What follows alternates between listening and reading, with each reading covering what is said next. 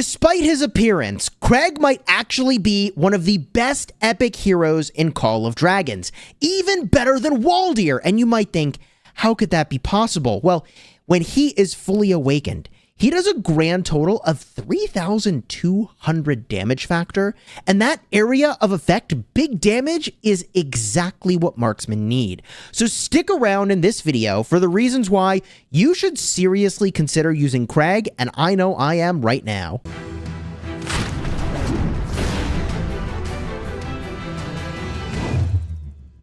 Hello my friends and welcome back. I'm Chisgule Gaming, and today's video is sponsored by the makers of Call of Dragons. And if you're new to my channel, I play in server 32, which is the most whaled server in the game, and I have fought against some of the toughest, most hard-hitting opponents. I mention that because I've seen what real fights look like, and they are defined by area of effect damage.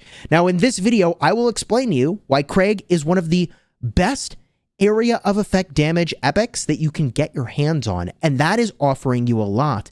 Not only that, but he's a flyer. So if there's any one portion of the video you want to see, use the timestamps in the description to navigate to either the skills review, the talents review, the pairings review, or the best artifacts. Let's get started, however, with the skills. Let me put my sort of money where my mouth is and talk about these skills and why I think they're so good, and I hyped them up at the start of the video. You see, his active skill doesn't look all that exciting at first blush. This is why everybody underestimates him. He does 600 damage factor, and then an additional 300 damage factor to 2 nearby enemies. So in a best case, you jam out 600 damage factor to the main target, and a total of 600 damage factor to the other 2 targets, that's 300 a pop, for 1,200 damage factor. And like, bro, 1,200 damage factor is not very impressive. But his awakening skill, when you max every other skill on this hero, it enhances the active skill. It makes it do a base of 800 damage to the main target. You still hit for the 300 factor to the 2 targets nearby.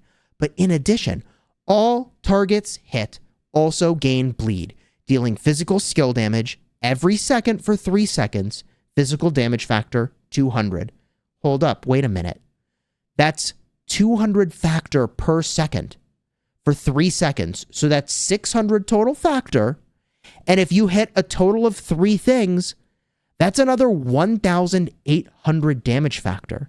So when you add all this up, you have the 800 damage factor base plus the 600. So now you're at 1,400. Then you add the 1,800 to that, we're looking at 3,200 damage factor in total. Now, some of that happens over time, but that's okay in a big fight. When your enemies group up, the punish from Kregg is insane. I can't believe I've slept on him pretty much the whole time. Now, the rest of his skills are fine, but relevant. He increases your hero's skill damage dealt. Well, he's a big skill damage hero, as it turns out. 10% more hero skill damage and 20% more march speed when you leave combat is nice to escape a bad situation, especially if you can jump through a resource node. But there's more. In addition, the third skill makes it so that Kregg gets 10% attack, and if the Legion is entirely flying units, you get another 10% defense. Now, the thing that made me sleep on this hero is that the 4th skill is engineering related. So you kind of don't care about this at all. From a combat standpoint, it really does nothing. But the raw damage factor on this hero really draws me in, because the magic, in my opinion, is to have at least one hero in each of your combinations that does really big area of effect damage to punish enemies that are grouped up. And that punish is best exemplified in bridge fights, in pass fights. I mean, anytime there's a bottleneck, you can shred with area of effect damage, okay? Now, the thing we need to talk about, if you're on board for this, is to say, okay, Chisgule, hey, so if you're using him, what talents would you choose? And the weird thing about him is that he has marksman, engineering, and mobility. So you're not going to put a single point into engineering. And mobility is not all that interesting, but I'm going to give you 2 talent builds. And the cool thing about the new Roots of War addition to the game is that you can mess around as much as you want with talent builds in the hero section, which is kind of cool. So let's go build him out now as if he were level 60. We're going to start, of course, by getting attack, and I am all about the march speed, baby, for player versus player combat, which, hey, can often decide if your, alliance survives or not. Yeah, you need to be able to get to fights quickly, and often there are big distances to close. Also, you get 5% march speed off the rip, which is nice from Balanced Heart. So this is the base of pretty much any build you're going to do, and I'm very tempted to move you into the marksman tree. Now remember, what build you ultimately go with will depend a lot on who you pair with. But I would like to go, and I would like to get some marksman attack. And then, unfortunately, and I say unfortunately because I really want this march speed, but unfortunately, I need you to get the rage generation high spirits. Look, all we care about is Kregg's active skill. I need you to make that happen as often as we can. So generating rage means more active skills, which means more skill damage. On the topic of that, let's boost our hero skill damage. Not every pairing will benefit from that. So in a worst case, you could go for alert, reducing the damage taken. Never take steady shot. This is a disaster. You need all the range you can get on your marksman, okay? The next thing, when casting rage skills, there's a 50% chance that your next rage skill will deal 8% more damage. You'll love to see it. Now, ideally, you'd have some other hero be the primary, and Kregg would be the beneficiary of this 8% more skill damage. So what you take here depends a lot on who you pair with. Remember that. If you have a secondary that does big skill damage, then you take Shower of Blows. If you don't, then you take Bullseye. All right? From here, what are the options? We can take less hero skill damage. That is very good. We can deal more damage to magic units, which is very good. But most importantly, I really want to enhance our rage accumulation speed. And so, unfortunately, and I really feel like this is unfortunate because, I like the other options here, but I think you want to take marksman hit points. The tankiness is not terrible, okay? And then increase your rage accumulation speed when you're over 50%. The whole point of how you're supposed to use your marksman is to do big damage and not take damage yourself for as long as possible. So you should be over 50% for a lot of your punch. From here, we have 3 options. Every time your legion defeats an enemy, all right, well, that's not happening even for whales. And I just don't think it's a good take for whales. Reduces your legion's defense, but increases their damage. Oh, the glass cannon radical is a little nutty. I would say, if you wanted to be glass cannon, you go for this one, radical. And you have choices here, right? I'm gonna go with radical for now, reducing your defense but increasing your all damage, because the all damage boost here is insane.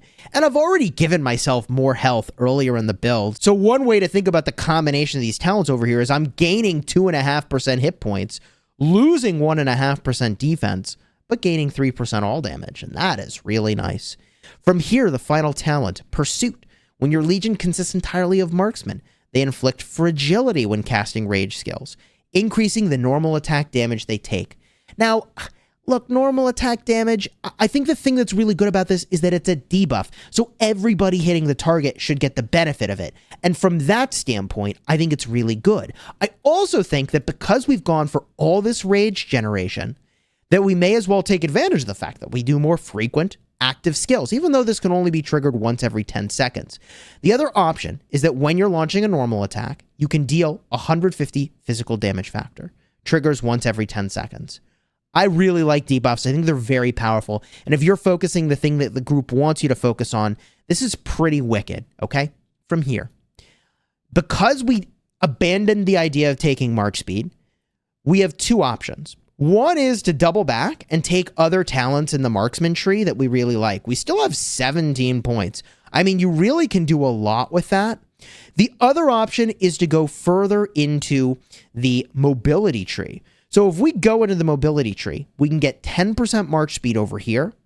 We can go and we can get a chance to increase our march speed when we attack the enemy, which is pretty good. Or we can make ourselves more tanky, make ourselves take less counterattack damage. And then we can get another 10% march speed. So you can get a nice 20% march speed over here. But let me just let you in on a little secret. You probably figured this out already. Over here, I get 3% of march speed per point. Over here, I get 2% of march speed per point. So for 5 talent points, I get 15% march speed. Or for 10 talent points over here, I could have 20% march speed. I mean, that's expensive. So unless we think that one of these talents is really good, and I do like this, when your Legion enters battle, your attack is increased by 10%, but reduced by 0.5% every second. I mean, look, I think we just stay in the marksman tree if you're going to use Kregg as the primary. So what do we get with our 17 points? Well, the march speed is a slam freaking dunk. That is a must get. From here, what else could we do? When you're hit with a normal attack, you have a chance to slow the enemy. I mean, this is really cool when you need to escape. I also like dealing more counterattack damage if you get targeted, but like your goal should not be to get targeted, okay? I really like taking less hero skill damage, so I can easily see myself committing 5 points to that. The reality is that you have to get pretty close to the enemy to use your marksman. You're going to be taking splash damage, so let's just mitigate that. If you know you're going to hunt mages, you could take magic counter tactics, but I'll be honest with you, you just have a lot of flexibility with these remaining 7 points. There are so many good options, either slowing enemies that hit you, or alternatively, boosting your normal attack damage. Depends on who you pair with. This could matter a lot. If you pair with Freygar, it's a slam dunk. For the purpose of our build today, I'm going to go with Alert, giving us a cool 1.5% less damage taken. Look, those sorts of all damage buffs are really quite good. And then from here, I mean, it's just a complete toss-up. If you want damage, you go fully loaded, and there it is. A Kregg marksman build. Again, because the engineering tree is here, it really limits the amount of things I'm interested in. With the mobility tree, I'm really not all that interested in marksmen that hit and run. That's really the job of cavalry. They move much faster anyways. So marksman tree is just the jam. And because marksman points are disproportionately good, I think you go all in. Easy choice. Now, where things get a little more interesting, however, is the pairings, because you have so many good choices. The thing that I want to do is crank the damage. And if you want to crank damage and you're in Season 2, you go with Freygar. Whoo, baby. Look, they both fly. So if you go Wilderberg and you use the special flying unit, you get the benefit of all of the flying points on both of these heroes, which is pretty cool. All the skills that benefit flying, you get those benefits. However, there is another flyer if you don't have Freygar or you aren't working on her, and that is actually Thea. Now, Thea is a little wacky in this particular instance because I just said I want to crank the damage, and that's just not what she does. But what she will do is make your marksman extremely survivable. The shield makes it so that while you're taking counterattack damage, it's really mitigating a lot of that. And also, if you take splash skill damage, it can mitigate some of that as well. She also is going to reduce the damage you take and enhance your own skill damage, so that when you do that big area of effect damage, you're going to do a lot of it. I think this is sneakily a very cool pair, especially if you're Wilderberg. But if you're not, or even if you are, right, you've also got the Kanara and Nico hero choices, and they're both great choices. I think they're fine. In an ideal world, I think you do use the Freygar primary because her power level is just so pushed. You use Kregg as the secondary. I think that also hiding Kregg behind Thea is a nice idea. Generally, having epics as the primary signals to an enemy that you're a little weak, you should go smash them. And so you might also hide behind Kanara if you wanted, or alternatively, you can hide behind Nico, who I haven't leveled up this season, although he is really freaking good. This is a little weird, the order they're showing these skills in. It's showing me at 1 skill point over here, but it's also showing at max. Very strange. Anyways, I think a Nico primary would also be great. Obviously, I think Sindrian as a primary is interesting, but there's not particularly synergy between these heroes. Like, you could do it, but I'm like, I mean, okay. I mean, you could do it, but it's just, again, like no particular reason I think why you would do that. It's just he's good and Kregg does AoE. And the other option that you have is Hosk. And Hosk is kind of a weird one. I don't think you particularly would want him to be the primary in that instance. I don't think the precision tree with overall is that much better. I think you probably just want the marksman talents, and you would use Kregg as the primary in that particular instance. Now, this leaves us with the choices for artifacts. And there are several really interesting ideas for artifact choices. We can review them together, and I'll tell you, I recently made a tier list. If you're in Season 2, it depends in part on who you're pairing with, but I think your best marksman artifact is probably the Rattle Spear if you pair with Kanara or Nico. Now, if you're not pairing with Kanara or Nico, or you don't have the Rattle Spear, hey, Shadow Blades are great, man. They're really, really good. It's area of effect damage. It's really solid damage. And I can recommend these very highly as far as what you use on a marksman. So for legendaries, I think that puts you in a pretty good spot. At the epic tier, we've got the Heart Piercer, which is, of course, really great. It gives you a defense break onto the target. Well, 65% chance of it anyways, which I think is pretty nice. And I wouldn't go down to a blue. That just seems silly to me. So Heart Piercer is what you use at the epic tier. If you've not been lucky enough to pull even just a low tier of the Shadow Blades, you got only one skill on it, I think it's potentially a pretty good candidate. You'll have to compare the skill damage of these, but area of effect damage is just a very, very powerful thing. Now, there are a couple other artifacts I haven't even talked about here, and we can go look at those now and discuss their relevance very briefly so that at some future point in the game, if you gain access to them, you might consider them. One artifact that has not showed up in the game is Viola's Bow. I think this thing is wicked. I would probably prefer this over Shadow Blades because it silences the enemy from using artifact skills for 10 seconds. Crazy. And if you're pairing with Freygar, I think there is going to be one obvious option that just landed in game, and that's the Gold Crest. I think the Gold Crest is going to be pretty nutty. I did confirm with support that the extra passive ability on the Freygar here enhances her artifact skill damage. So this is not enhancing Freygar's skill damage, but this extra 900 damage factor, you add on to the 100 damage factor over here, and it immobilizes a target, which I think is just really cool utility. Do I think this artifact wins the group fights? Probably not. But do I think it's very good for small skirmishes and ambushes? Abso-freaking-lutely. It's going to be great there.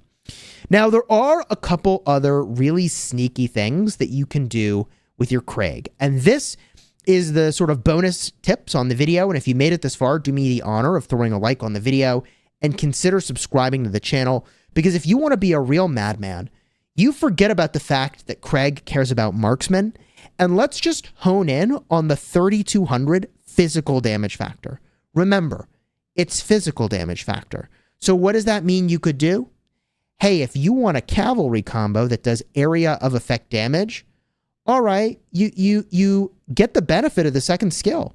You still get 10% more hero skill damage. You still get march speed when you leave combat. So actually, second skill is fully operational. The fourth skill wasn't operational anyways. So all that you lose is the third skill. Increase Krieg's Legion attack. Oh, wait. No, hold up. You get 10% attack. Hold up. All you lose is the defense.